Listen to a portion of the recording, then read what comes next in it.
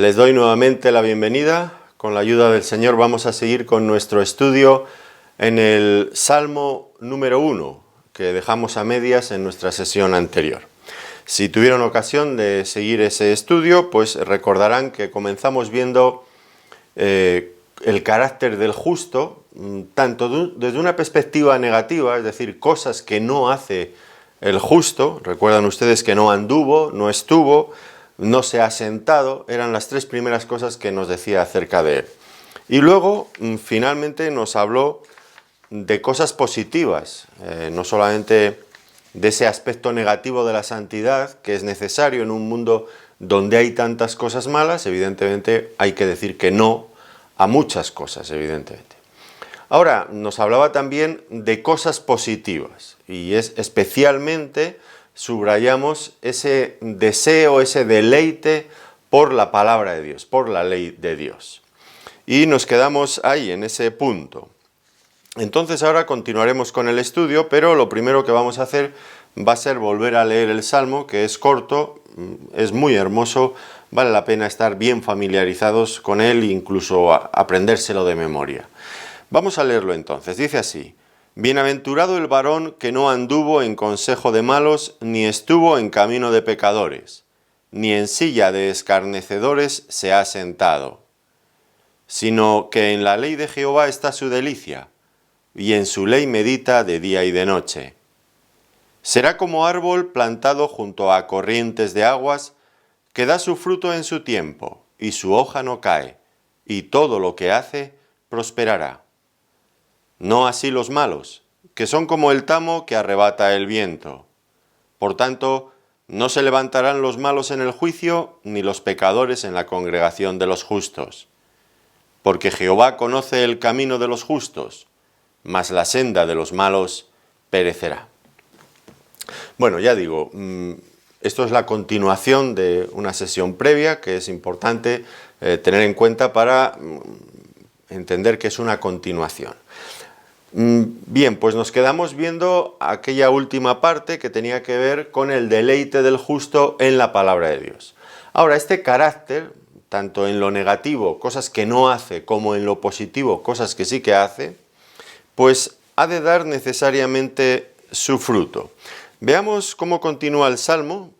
Nos dice ahora, en el versículo 3, será como árbol plantado junto a corrientes de aguas, que da su fruto en su tiempo y su hoja no cae, y todo lo que hace prosperará. Un árbol plantado junto a corrientes de aguas.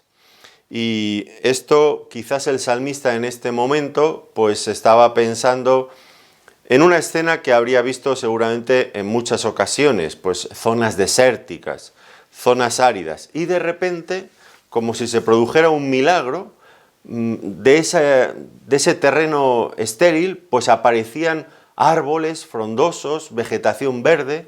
¿Qué pasaba? ¿Qué ocurría? Bueno, pues únicamente que por allí atravesaba un arroyo, un río, y automáticamente la vegetación encontraba la vida y crecía exuberante, con alegría. Y esta es la idea, ese milagro, vamos a decirlo así, de los árboles que crecen junto a aguas corrientes, donde encuentran todos los nutrientes para poder crecer, desarrollarse, producir hojas, dar fruto, todo esto. Y aquí el salmista compara este árbol frondoso, este árbol vivo, con el creyente, con este tipo de creyente, con el justo. Fíjense en otro salmo, el Salmo 92, que utiliza la misma figura. Qué hermoso, ¿verdad? Salmo 92, versículo 12 al 14. Dice: el justo florecerá como la palmera, crecerá como cedro en el Líbano, plantados en la casa de Jehová. En los atrios de nuestro Dios florecerán, aun en la vejez fructificarán, estarán vigorosos y verdes. Bueno, aquí hay un pequeño cambio, porque en lugar de crecer junto a corrientes de aguas vivas, bueno, pues él ya interpreta dónde están esas corrientes de aguas vivas que aquí en el Salmo 1 son simbólicas. Aquí dice es en la casa de Jehová, en la casa de Dios. Ha crecido el hombre, el justo, que se deleita en la ley de Dios, en el templo, en la casa de Dios, en la presencia de Dios, pues es este tipo de árbol que mantiene vitalidad, que mantiene belleza. Y creo que es una ilustración muy adecuada, porque el creyente, y nosotros igualmente en este tiempo, no solamente el salmista hace 3000 años, sino nosotros en el siglo XXI, hoy, aquí y ahora, pues nos ocurre lo mismo, que vivimos en medio de un mundo estéril, árido, seco, donde el creyente no encuentra lo que necesita para su vida espiritual, languidece, se va secando si esperamos en el mundo. Con cuánta razón el otro salmista, creo que era el Salmo 63, decía: Dios, Dios mío eres tú, de madrugada te buscaré. Mi alma tiene sed de ti, mi carne te anhela en tierra seca y árida, donde aguas no hay. Y esta es la experiencia que tenemos, ¿no es cierto? En tierra seca y árida donde aguas no hay. Así es este mundo para el creyente. Es árido, es seco, no tiene lo que necesitamos para la vida. El creyente que se mete en el mundo, su vida automáticamente se seca. No puede ser de otra manera. Pero aquí el justo es esta persona que sí que está bien arraigada junto a corrientes de aguas, que acabamos de ver en el otro salmo que implicaba estar en la presencia de Dios, pero en este mismo salmo, asociándolo, conectándolo con lo anterior, pues vemos que es el fruto directo de deleitarse, de meditar constantemente día y noche en la palabra del Señor. Ahora, aún así, existen ciertos peligros, me parece, aun estando junto a aguas corrientes. Yo recuerdo una vez, habíamos sido invitados, mi esposa y yo, a una iglesia en otro lugar, y los hermanos organizaron una excursión al día siguiente por un desfiladero, pasaba un río precioso, unas escenas maravillosas. Y una de las cosas que me llamó la atención es que era una hondonada, había pinos que crecían altos, bastante altos, buscando la luz, y tenían agua allí mismo, bueno, crecían como locos hacia arriba. Pero me llamaba la atención que vi unos cuantos pinos caídos, y los estaba mirando y veía que tenían unas raíces muy cortitas, muy, muy pequeñas.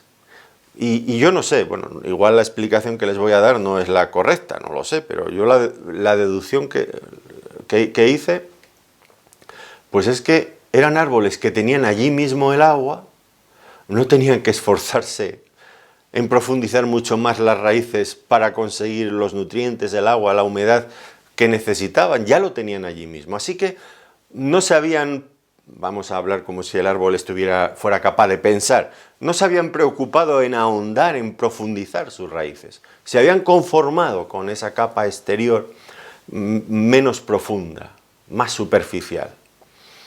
Y a veces me temo que los creyentes tenemos grandes privilegios. Los creyentes en algunas partes del mundo, en otras partes, tener una Biblia, poder asistir a una iglesia, poder cantar salmos, himnos, adorando al Señor, es todo un lujo. Una cosa que ocurre, bueno, que muchas veces ni ocurre, tener comunión con hermanos en libertad. Pero en otras partes del mundo, bueno, pues tenemos muchas Biblias, tenemos muchas reuniones en la iglesia, tenemos buenos expositores bíblicos, grandes recursos bíblicos, libros, literatura, meditaciones, expositores brillantes en mil y un lugar, en vídeo, en audio, los puede usted encontrar en la red, en internet. Tenemos todo lo que queremos, muchísimo más de lo que podemos digerir, seguramente, bueno, seguro. Y tenemos tanto que ni siquiera nos preocupamos en profundizar, lo tenemos ahí y nos conformamos con eso que encontramos en la superficie. ¿Qué pasa entonces? Pues mire, recuerden lo que acabo de decirles de aquellos árboles. Pues lo que pasó es que esos árboles, como no tenían profundidad sus raíces, en el momento que había soplado un viento un poco más fuerte, los había tumbado y estaban todos caídos allí. Qué triste, porque esto es realmente lo que ocurre muchas veces con los creyentes, que se conforman con tan poco, no se esfuerzan por ahondar sus cimientos, por profundizar en la palabra de Dios, y al final, ¿qué les queda? Pues eso, una vida superficial que nunca puede soportar los vaivenes de la vida, y la vida trae vaivenes muy fuertes, vientos que soplan con ímpetu muchas veces, que solamente si estamos bien arraigados en el Señor y en su palabra podremos soportarlos. Así que importante también tener en cuenta eso. Ahora, el creyente que estando junto a aguas profundiza sus raíces, dice a continuación, da fruto en su tiempo y su hoja no cae. Es una persona con una vida espiritual saludable, que se ha nutrido correctamente. Y esta persona hace dos cosas, lleva fruto y su hoja no cae. Al fin y al cabo, si pensamos ahora en los árboles, esto es lo que da sentido a un árbol. Que sus hojas estén verdes, que no caigan, que dé fruto a su tiempo, según su género. Esto es lo que le da sentido al árbol. ¿Y qué es lo que nos da sentido a nosotros los creyentes? ¿No es lo mismo? Entiendo que sí. Entiendo que el creyente encuentra su razón de ser en dar fruto para Dios, para la gloria de Dios. Aparte de esto no tiene sentido. Si es fruto para nuestra propia gloria, no tiene valor alguno. El árbol no da fruto para sí. El árbol da fruto, en el caso de un árbol, para el hombre, para otros animales, sirve para alguien. Nosotros como hombres debemos dar fruto para Dios.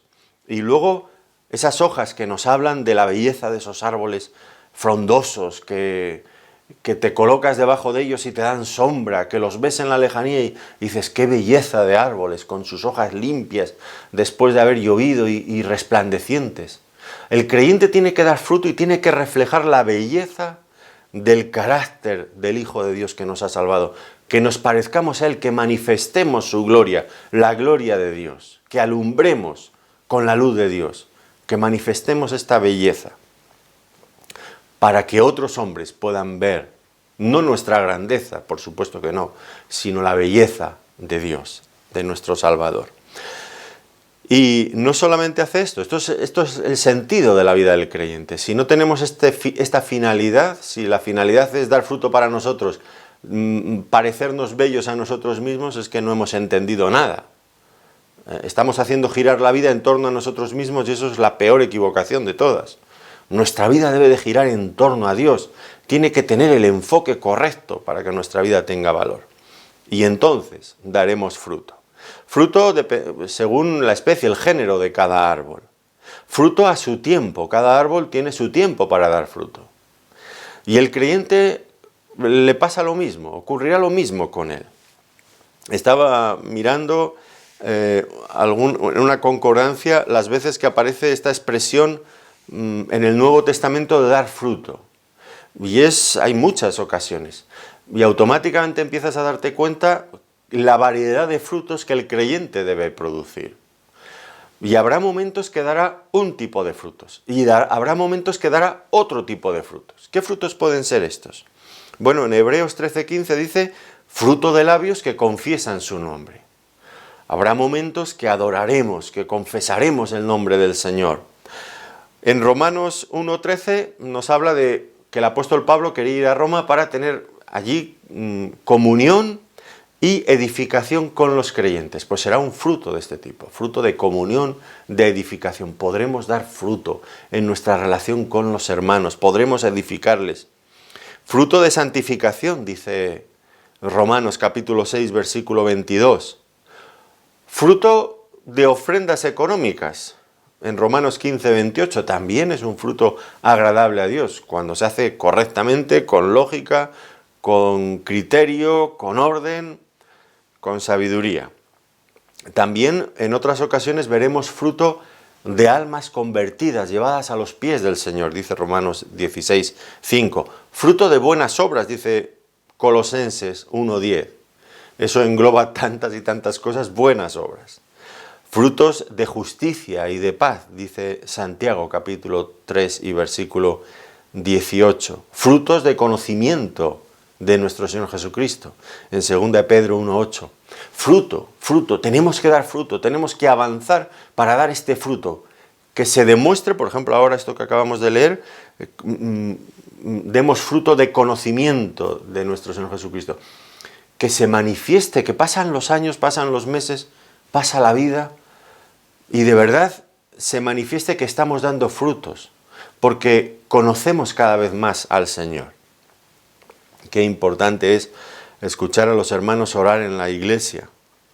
Hablo ahora no de esas iglesias que todos oran a la vez y que nadie entiende absolutamente nada, que yo nunca he entendido muy bien esto, pero cuando oímos a un hermano que se levanta en la congregación, como dice 1 Corintios capítulo 14, los hermanos escuchan y luego al final decimos amén, pues cuando escuchamos a hermanos orar y vamos viendo, las oraciones es un reflejo de cómo avanza, cómo evoluciona la vida del creyente.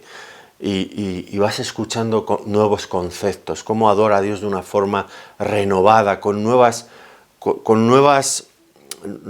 ideas, nuevos conceptos doctrinales, nuevas perspectivas en la vida. Y dices, ¿cómo está madurando este hermano? Eso es fundamental.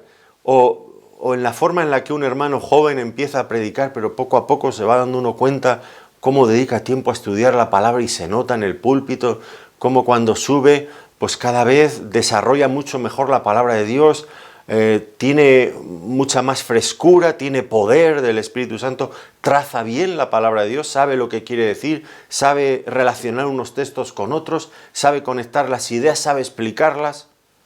Qué bonito, qué bello es esto, dar fruto. El creyente que medita en la palabra de Dios, que se aparta del mal, dará fruto, mostrará belleza, la belleza de Dios, dará fruto para Dios. Ahora, he mencionado diferentes áreas en las que un creyente puede dar fruto, y alguien estará pensando ya, bueno, pero este predicador se ha olvidado de lo más importante. Bueno, no lo he olvidado, creo que no lo he olvidado, pero lo he dejado para el final, porque esto es en lo que quiero que ustedes se queden, porque sin duda es lo más importante. ¿Qué fruto quiere Dios en nuestra vida? Pues algunas veces, y estas cosas que acabo de expresar, bueno, pueden parecer en alguna medida cosas de este tipo, son cosas que hacemos. Pero más que lo que hacemos, Dios tiene interés en lo que somos. Y si lo que hacemos no guarda relación con lo que somos, una relación espiritual, pues no tiene sentido. ¿Y qué debemos de ser? ¿Cuál es el fruto que Dios está buscando en nosotros? Bueno, pues es el fruto del Espíritu Santo en nosotros, transformándonos para ser cada vez más como nuestro Señor Jesucristo. Y ese fruto del Espíritu lo voy a leer, aunque estoy convencido de que ustedes lo saben de memoria. Y yo creo que casi que también, pero por si acaso voy a leerlo, no vaya a ser que me salte alguna cosa que no deba, así voy sobre seguro. Dice Gálatas, capítulo 5, versículo 22 y 23. Mas el fruto del Espíritu es amor, gozo, paz, paciencia, benignidad, bondad, fe, mansedumbre, templanza. Contra tales cosas no hay ley. El fruto del Espíritu. Como si fuera un solo fruto, en realidad tiene muchas variantes, pero es uno solo, es que somos o no somos, si crecemos, crecemos, y creceremos en todos estos ámbitos, es el fruto del Espíritu que produce esto en nosotros. Eso es lo que Dios quiere, y subrayo esto, la diferencia entre lo que somos y lo que hacemos, porque muchos creyentes que han entrado en esta dinámica del activismo, de estar siempre haciendo cosas, están muy preocupados por hacer mucho. Quizás estamos, me debo de incluir, sí. Y a veces dedicamos poco tiempo a lo que somos, a cultivar nuestro carácter, un carácter que refleje, que manifieste el Espíritu de Dios, la obra del Espíritu de Dios en nosotros. Dios lo que busca no es tanto lo que hacemos, bueno, si lo que hacemos guarda relación directa con este fruto del Espíritu, en lo que somos, pues bienvenido sea. Pero si es simplemente mero activismo, no tiene valor delante de Dios. Debemos de mirar todo esto. Dice también que su hoja no cae, es decir, no se marchita. Mantiene todo el tiempo su frescura, su vitalidad, su belleza. Es inmune al deterioro que provoca la sequía. Y este es el creyente justo, el justo que nos ha descrito en los primeros versículos que ya tratamos en la sesión anterior, recuerdan. El justo que no anda en los consejos de los malos, que no está en el camino de los pecadores, que no se sienta en la silla de los escarnecedores. El justo que tiene su deleite, que medita día y noche en la palabra de Dios. Ese, su hoja no cae. ¿Cuántas veces en las iglesias, esto lo observan ustedes igual que yo, creyentes que ocurre cualquier cosa en la vida, circunstancias adversas, del tipo que sean, y automáticamente los creyentes se hunden, desaparecidos en combate? ¿Qué les pasa? Pues que vivían una vida espiritual tan floja, tan superficial, que claro que su hoja se cae, que su hoja se marchita, porque no tienen esa frescura, esa vitalidad que deberían de tener arraigados fuertemente en la presencia del Señor. Miren lo que dice el profeta Jeremías en el capítulo 17, versículo 8. Jeremías capítulo 17, versículo 8. Porque será como el árbol plantado junto a las aguas, que junto a la corriente echará sus raíces, y no verá cuando viene el calor, sino que su hoja estará verde. Y en el año de sequía no se fatigará, ni dejará de dar fruto. Qué aspiración más noble, más buena, espiritualmente hablando, ¿no es cierto? Aspirar a esto, a que puedan venir dificultades en nuestras vidas, pero no dejemos de tener una hoja verde, de seguir dando fruto para la gloria de Dios. Y para eso no hay otro camino. Hay que leer el Salmo entero, ver todo lo que nos ha dicho en el principio. Luego añade otra cosa que debemos explicar. Dice, y todo lo que hace prosperará. Y quiero subrayar aquí que esto de la prosperidad, incluso dentro del ámbito evangélico, hoy más que nunca, pues se asocia con el concepto mundano del éxito, que me parece vergonzoso, me parece triste. Prosperidad, se piensa en, bueno, incluso se habla del evangelio de la prosperidad. Prosperidad en términos de éxito humano, de éxito económico, lo que a veces definen también como el gran sueño americano, una persona que sale de la pobreza y triunfa. Conceptos puramente mundanos. Miren, de verdad no piensen en estos términos, al menos el salmista estoy convencido, y en la palabra de Dios una y otra vez aparece esto. No es por ahí, no es ahí la meta del creyente, no es a ese tipo de prosperidad a la que la palabra de Dios se refiere. Ya sé que algunos me van a decir, bueno, pero el Antiguo Testamento decía que el justo prosperaría. Sí, eso está fuera de toda duda. Cualquier creyente que aplique con buen criterio los principios bíblicos, la ética, la moral, los valores de la Biblia, pues tiene unas posibilidades muy altas de conseguir avanzar en sus negocios y en otras muchas cosas que haga, porque lo hará con prudencia, lo hará con laboriosidad, lo hará con honradez, lo hará con confianza, con optimismo, bueno, valores de los que la Biblia nos habla una y otra vez y que desde luego ayudan mucho a prosperar en ese sentido en la vida. Y claro que el creyente que es fiel a Dios y que tiene estos valores, esta ética buena, saludable que nos enseña la palabra de Dios, tiene más facilidad que otros que no los tienen para avanzar en la vida, en los asuntos de la vida. Claro que sí. Solamente que piense usted en un hombre que tenga vicios, el tabaco, la bebida, que le guste estar siempre de fiesta y tenga mujer, tenga hijos, pues ¿a dónde va a llegar ese hombre? Si es un mano rota que despilfarra el dinero, pues ¿cómo va a prosperar? ¿Cómo se va a poder comprar una casa? ¿Cómo podrá tener un nuevo vehículo? ¿Cómo podrá invertir para tener un negocio? Si es que no le da de sí, no le da de sí. Será alguien que estará siempre pidiendo de aquí para allá, oye, déjame, dame, no sé qué, siempre así. Mientras que un creyente que no tenga vicios, que medite, que ore a Dios, pidiendo dirección en cualquier negocio, en cualquier cosa que vaya a emprender en la vida, por supuesto que le va a ir mejor.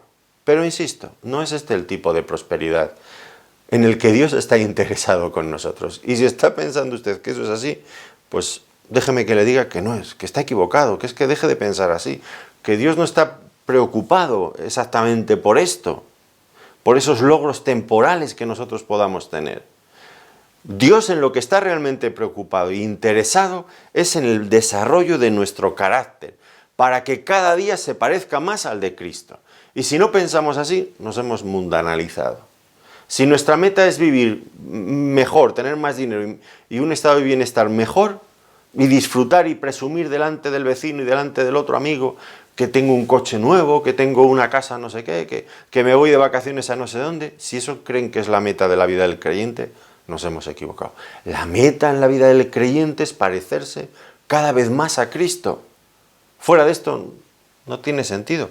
Eso no está reñido con avanzar en esas áreas de la vida. Yo no estoy diciendo que lo uno automáticamente descarta al otro, estoy fijando prioridades que son las que creo que la palabra de Dios nos transmite. Fíjense cómo esto es así, como les estoy diciendo, porque podría llegar momentos de mucha adversidad y de mucho sufrimiento en la vida, donde perdamos absolutamente todas esas otras cosas. Sin embargo, el apóstol, hablando de estas cosas, estaba contento. ¿Por qué? Dice, porque todo eso, esas aflicciones, esos sufrimientos del tiempo presente, nos ayudan a crecer en la dirección correcta, en desarrollar un carácter como el que el Señor quiere, de paciencia, de longanimidad. Fíjense cómo lo dijo en Romanos, en el capítulo 5, los versículos 3 al 5, dice, y no solo esto, sino que también nos gloriamos en las tribulaciones. Esta es una expresión que siempre me ha resultado curiosa. Nos gloriamos en las tribulaciones, cuando usted y yo lo último que querríamos sería pasar por tribulaciones, ¿verdad?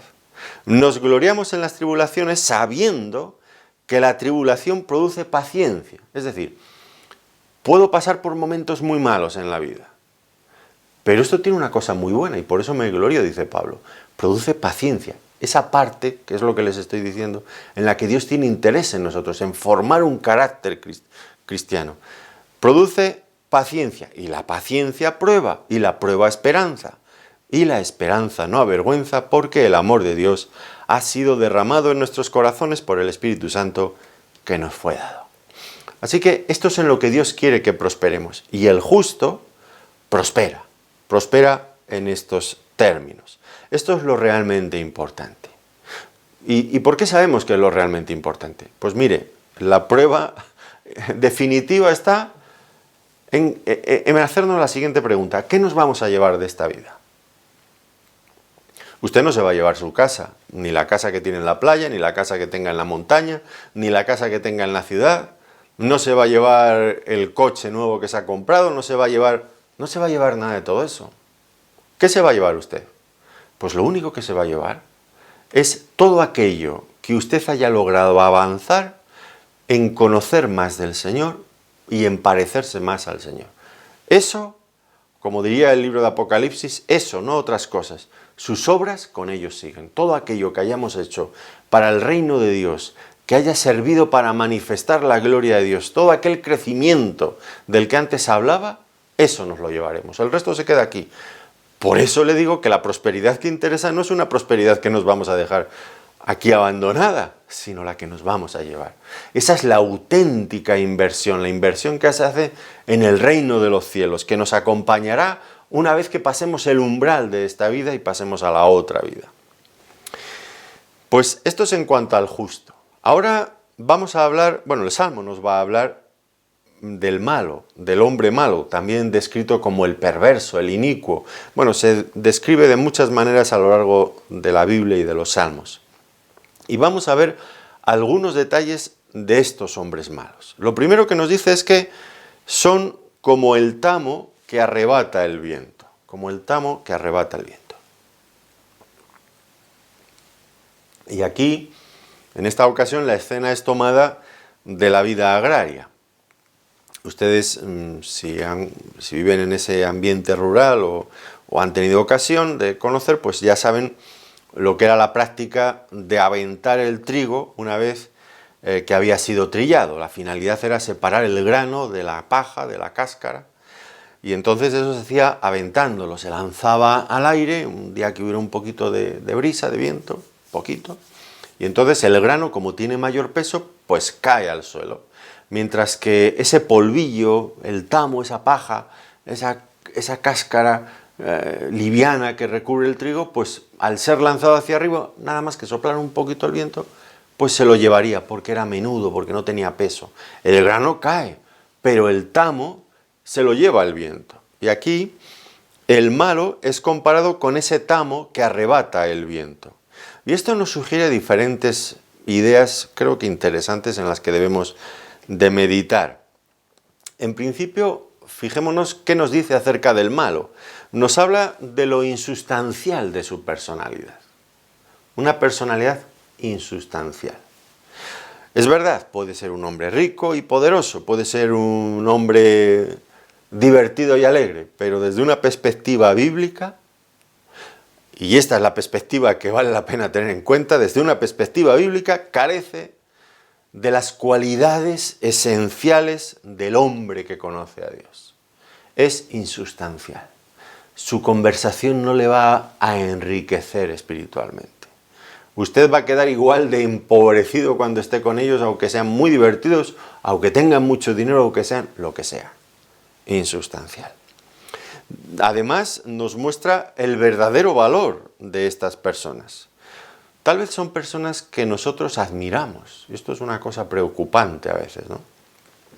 Personas que nosotros admiramos como estrellas de cine, artistas, futbolistas, cantantes, multimillonarios, gente que ha hecho grandes fortunas, y nosotros los admiramos, y esa gente tiene una influencia poderosísima en este mundo. Si uno de ellos, yo nunca lo he entendido muy bien, pero bueno, esto es un hecho. Si una de esas celebridades se viste con no sé qué prenda, no sé qué día, y todo el mundo descubre que la ha comprado en no sé qué cadena de supermercados o de tiendas, automáticamente se han agotado. Porque toda esa gente influenciada por la moda y por estas personas que marcan tendencias, todas, pero van en manada a comprarse esa pieza y rompen los stocks y ya se acaba el material, la prenda. Y yo digo, madre mía, ¿cómo está el mundo? ¿Cómo está el mundo? Pero ¿saben lo que me preocupa? Que muchas veces hasta los propios creyentes nos dejamos influenciar por esas personas que marcan tendencias, que marcan modas, que diseñan las sociedades, o los diseñadores de sociedades las utilizan para llevar adelante sus planes, para que pensemos, para que consumamos, para que todo lo que hagamos, sea que comamos, que bebamos, que lo que sea, lo hagamos como ellos quieren. Y no nos damos cuenta que esas personas no tienen valor desde la perspectiva divina, que son como el tamo que arrebata el viento. No los podemos tomar como puntos de referencia, puntos para imitar, para seguir sus ejemplos. Son, fíjense bien, como el tamo que arrebata el viento, se los lleva el viento. Así serán todos los que los sigan, sin lugar a dudas. Son personas también que no tienen firmeza en sus convicciones y mantendrán ciertas posturas mientras les convenga y las cambiarán el día que les deje de interesar o de salir a cuenta. Pues cambiarán. No son esas personas como el justo, que fíjense aquí el contraste, ¿no? El tamo que arrebata el viento, en cambio el justo es el árbol plantado junto a corrientes de aguas. Qué figura más, qué contraste más fuerte, ¿no es cierto?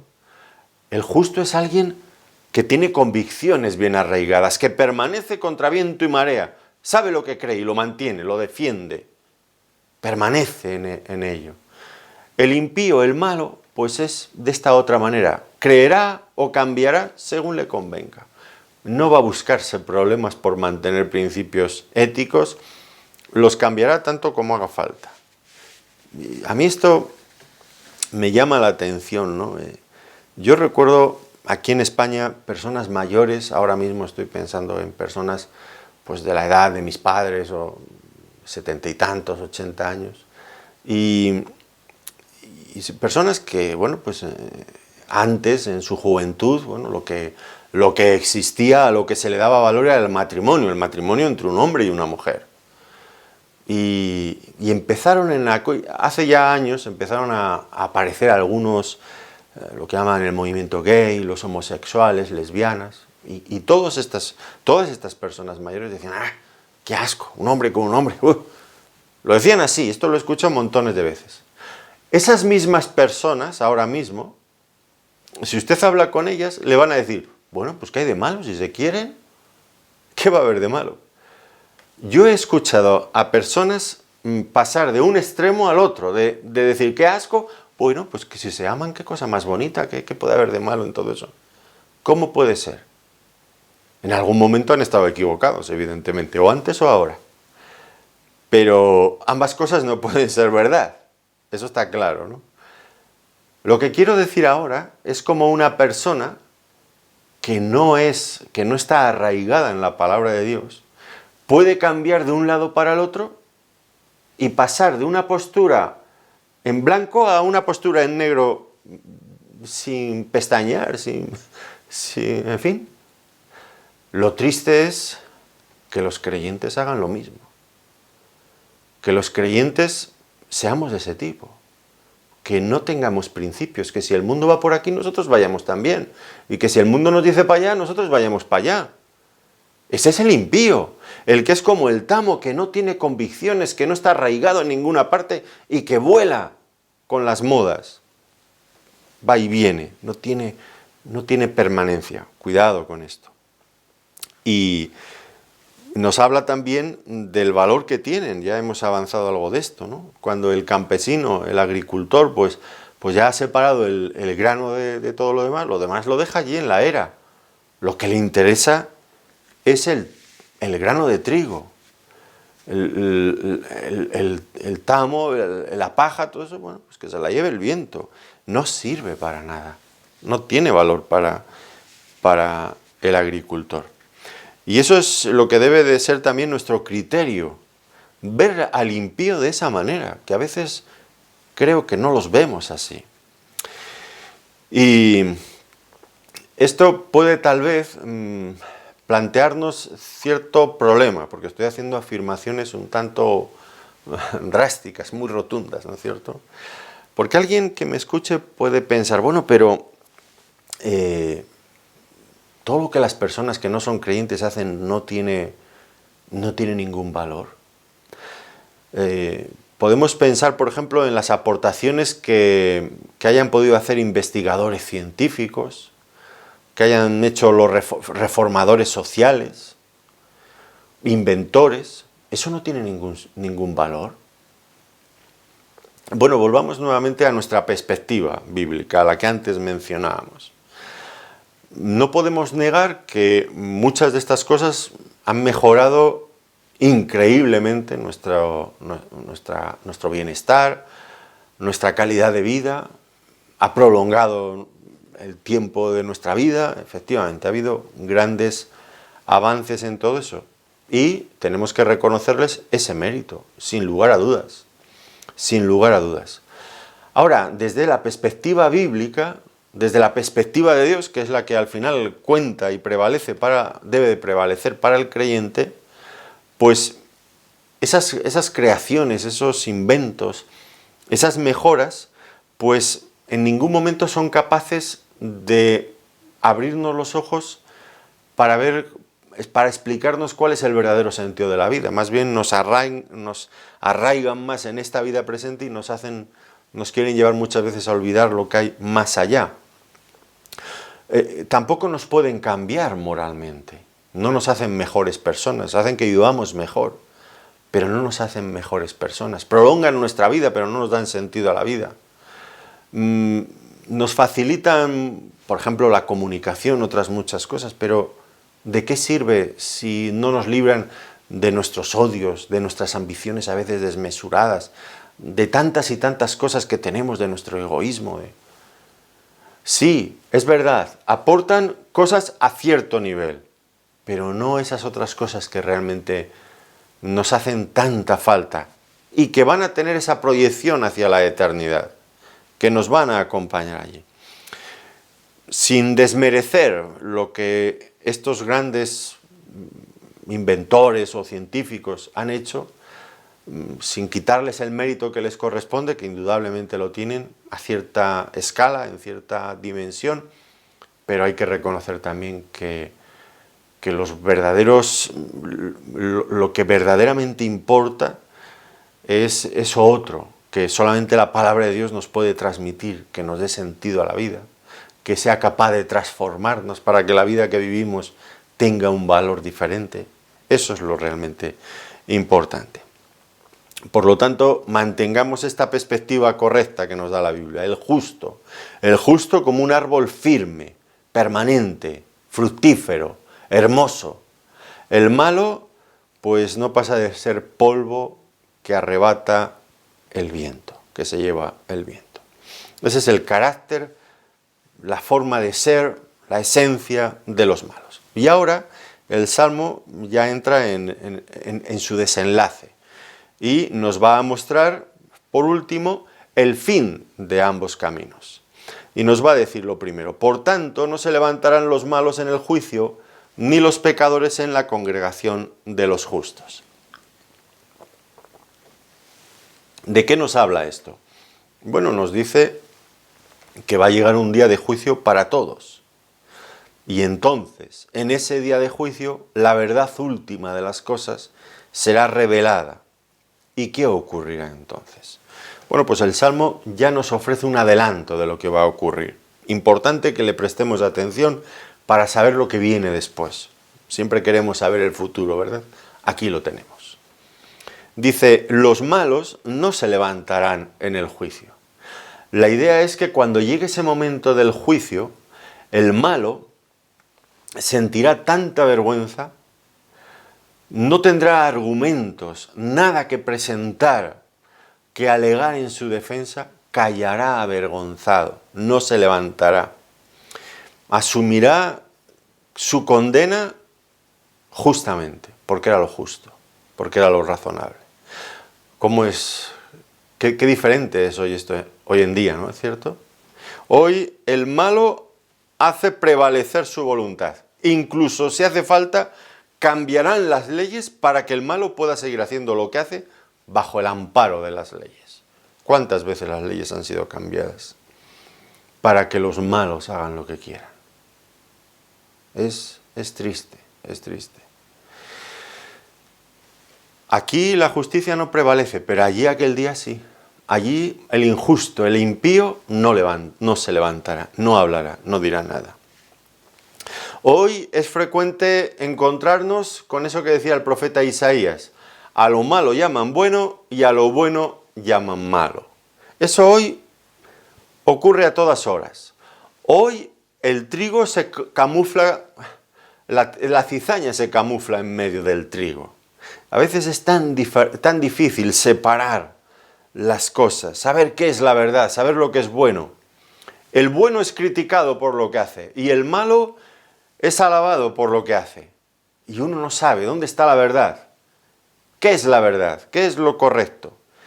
En ese momento todo quedará al descubierto y cada cosa será perfectamente colocada en su lugar. Pero eso ocurrirá conforme a los principios bíblicos, a los principios de la palabra de Dios. No nos engañemos, no conforme a otros principios. Y dice esto, ¿no? Los pecadores también no se levantarán en la congregación de los justos. ¿Qué quiere decir esto? Bueno, pues lo que quiere decir es que el destino final del justo y del pecador quedan completamente separados. Ya sus caminos en esta vida han ido por direcciones opuestas. Cuando llegamos a la eternidad, ambos caminos se separan por completo. Ya el pecador no estará en la congregación de los justos. Los impíos no formarán parte de la congregación de los justos en la eternidad, con el pueblo de Dios. Los caminos se separan. Dice también, porque Jehová conoce el camino de los justos, mas la senda de los malos perecerá. Y esto también es importante, porque lo que nos viene a decir es que Dios conoce perfectamente tanto a los impíos como a los justos, los conoce bien, y esto garantiza un justo juicio. No va a haber equivocaciones en ese juicio, por supuesto que no, porque Dios conoce a cada hombre en profundidad. Y aquí ya se nos anticipa cuál va a ser el final de cada uno de ellos, del camino de los justos y de la senda de los malos. Dios aprueba con complacencia el camino de los justos, de aquellos que le obedecen, pero los malos desaparecerán, quedarán en una situación de deriva, de pérdida. Todos sus proyectos, todos sus planes perecerán. Fíjense lo que dice, ¿no? Mas la senda de los malos perecerá. Se han perdido, han ido por un camino que no conducía a ninguna parte. Todo lo que ellos habían planeado, todas sus metas, todas sus ilusiones, quedarán en nada, se han equivocado de camino. Ese camino no les ha conducido a ninguna parte. Bueno, luego vamos a ver que sí, que el camino hacia donde les conduce es a un lugar triste, un lugar de juicio, un lugar de condenación. Muchas personas en este momento, cuando se les habla del juicio de Dios, usted habrá tenido seguro esta experiencia, les advertimos, mira lo que viene después. O les preguntas directamente, bueno, ¿y usted si se muere ahora, dónde va a ir? Y depende de con quién hable, si es una persona religiosa, todos contestan de la misma manera, todos están cortados en el mismo patrón. Dicen, bueno, hijo, eso no se sabe. Habrá que esperar a ver qué decide Dios. Como si el juicio fuera algo imprevisible. No sabemos qué va a pasar. Debe ser el único juicio en el que pensamos así. Porque el que hace algo malo ya sabe lo que si yo robo, yo ya sé lo que me... Tengo que andar con mucho cuidado de que no me pillen, porque sé lo que me va a pasar. Si yo cometo cualquier fechoría, cualquier delito, ya sé que tengo que... Ya sé lo que me espera como en fin, me detenga la policía. Vengan a buscarme, ya sé lo que me espera. Y ahora la gente, cuando hablan del juicio divino, actúan como si fueran ignorantes por completo. Yo no sé lo que pasará aquel día. Ya veremos a ver. Pero ¿cómo que ya veremos? Si ya lo sabemos. Y si no lo queremos saber es porque no lo queremos saber, pero saberlo lo sabemos y el Señor nos lo dice. Y aquí nos lo está diciendo lo que va a ocurrir. El malo, la senda de los malos, perecerá. Y ya no hay lugar para la incertidumbre, para la ignorancia. La palabra de Dios nos dice lo que va a ocurrir. Si vivimos de tal manera, ese es el fin que nos espera. Pero por si acaso no lo tuviéramos claro, ya en esta vida empezamos a tener pequeños adelantos de lo que va a ocurrir. Hay personas que han tomado un tipo de vida, una conducta libertina, que se han dedicado a vicios de todo tipo, y ya en esta vida tiene una salud totalmente quebrantada y deshecha. Enfermedades crónicas muy malas, a veces por causa de pecados concretos. Pues ya vemos que si vivimos de una forma determinada, eso es lo que nos ocurre. Otras personas ven sus hogares, sus familias deshechas por completo. ¿Y por qué? Bueno, pues es un adelanto también, ese desastre familiar, ese desastre, ese caos, pues muchas veces es por actitudes orgullosas, por actitudes caprichosas. Personas que se encuentran solas, en muchos casos, y están solas, no digo que todas las personas que están solas, igual que no estoy diciendo que todas las familias desestructuradas es un problema, pero muchas veces hay una relación de causa y efecto muy clara, muy notable. Personas que están solas, y que están solas porque han sido tan egoístas que al final se quedan solas. Eso ya en la vida presente, aquí, es un adelanto, es un anticipo de lo que va a ser el camino de los malos al llegar a ese punto. No olviden, el malo es aquel que no tiene su delicia, su deleite en la palabra de Dios en conocer a Dios, en meditar en cómo es Dios, en adorar a Dios, en amar a Dios, en vivir de acuerdo en relación con Dios. No hablo de tener una religión que lo único que hace es para justificarnos, intentar justificar o aliviar un poco nuestra conciencia. Y no hago ni caso a Dios. Bueno, voy a ir a una reunión del tipo que sea católica, evangélica, que los hay. Yo cuando era católico, claro, íbamos a misa para aliviar la conciencia, pero es que yo veo en el culto evangélico montones de evangélicos que vienen a lo mismo, que vienen en fin, a una pequeña puesta a punto para tomar ánimo y van a seguir su vida y se van a olvidar de todo. Pero vienen ahí, pues eso, para, en fin, para aliviar sus conciencias, porque no hacen otra cosa en la semana para el Señor. Bueno, pues voy a hacer esto. No es esto. Eso es religión, eso pues sirve para eso, para engañar un poquito la conciencia, para ir tirando. Pero de lo que estamos hablando del hombre justo es otra cosa, ya lo hemos visto. Y aquí es lo que se nos presenta es esto, ¿no? El camino que seguimos en esta vida ya empieza a tener consecuencias aquí en el presente y mucho más, a un nivel, en una dimensión muy superior en la eternidad. La forma en la que vivimos tiene consecuencias. Y algunas veces pensamos, no pasa nada. Sí que pasa, sí que pasa. Yo no he visto, bueno, no sé si habrá habido otras generaciones tan inconsecuentes como la nuestra, que se permiten hacer 1000 cosas y luego piensan que no va a haber consecuencias. Claro que hay consecuencias, aquí y después, allí.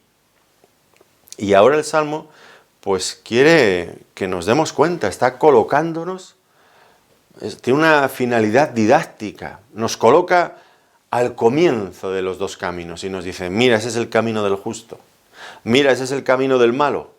Ese es el fin del camino del justo, ese es el fin del camino del malo. Elige bien y casi te está empujando a que vayas por el camino del bueno. Pero cada uno tiene que tomar su propia decisión. El apóstol Pablo hace un llamamiento en esta misma línea bastante serio. Fíjense lo que dice en Gálatas, en el capítulo 6, versículos 7 al 9. Dice, no os engañéis. Dios no puede ser burlado, pues todo lo que el hombre sembrare, eso también segará. Porque el que siembra para su carne, de la carne segará corrupción, mas el que siembra para el Espíritu, del Espíritu segará vida eterna. No nos cansemos pues de hacer bien, porque a su tiempo segaremos si no desmayamos. Además utiliza una serie de figuras muy parecidas a las que ya hemos ido viendo en este salmo, ¿verdad? No os engañéis, Dios no puede ser burlado. Todo lo que el hombre sembrar, eso mismo segará. Hay personas que siembran trigo y a la mitad del camino dicen, pues unas semanas después, pues yo preferiría patatas. No, si has sembrado trigo es lo que vas a tener. Si has sembrado patatas, ten por seguro que vas a sacar patatas. Vas a sacar patatas, no vas a sacar girasoles, pipas. No vas a sacar nada. Si sembramos tomates, no esperemos recoger melocotones. Si nosotros vivimos en esta vida de una manera muy concreta, en la carne, no esperemos luego recibir otro fruto diferente. Esto es una ley de la siega y de la siembra y de la siega inquebrantable. Nunca cambia. Y espiritualmente ocurre lo mismo. Por lo tanto, terminamos ahora la meditación de este salmo. Estamos al comienzo de esos dos caminos. Y se nos exhorta a escoger uno de ellos, a escoger el bueno. ¿Cuál vamos a escoger? Tenemos que decidir. Y no es solamente una cuestión relacionada con ese momento en que nosotros entregamos nuestra vida al Señor. Claro, eso por supuesto. Si usted no ha entregado su vida al Señor, debe de entregársela. Ese es el comienzo del camino. Pero luego, vaya por el camino que vaya, constantemente tenemos que volver a tomar estas mismas decisiones. En cada circunstancia de nuestra vida se vuelven a presentar la disyuntiva, dos nuevos caminos. Siempre tenemos la forma correcta, como lo haría el justo, de hacer las cosas, y la forma incorrecta, como lo hace el malo. Siempre podemos vivir para la carne y vivir para el espíritu. Esto es la lucha en la que estamos constantemente inmersos, teniendo que tomar decisiones. Tomemos las buenas decisiones. El Salmo nos ha explicado, nos ha intentado convencer desde una perspectiva divina de qué es lo bueno, de qué vale la pena. Pues aprovechemos la enseñanza de este Salmo para practicarla en nuestra vida y disfrutar de aquello con lo que comenzaba el Salmo, de aquella bienaventuranza, de esa felicidad que acompaña al hombre justo en todos sus caminos. Pues gracias por habernos acompañado en este tiempo de estudio bíblico, que el Señor les bendiga muy ricamente. Gracias.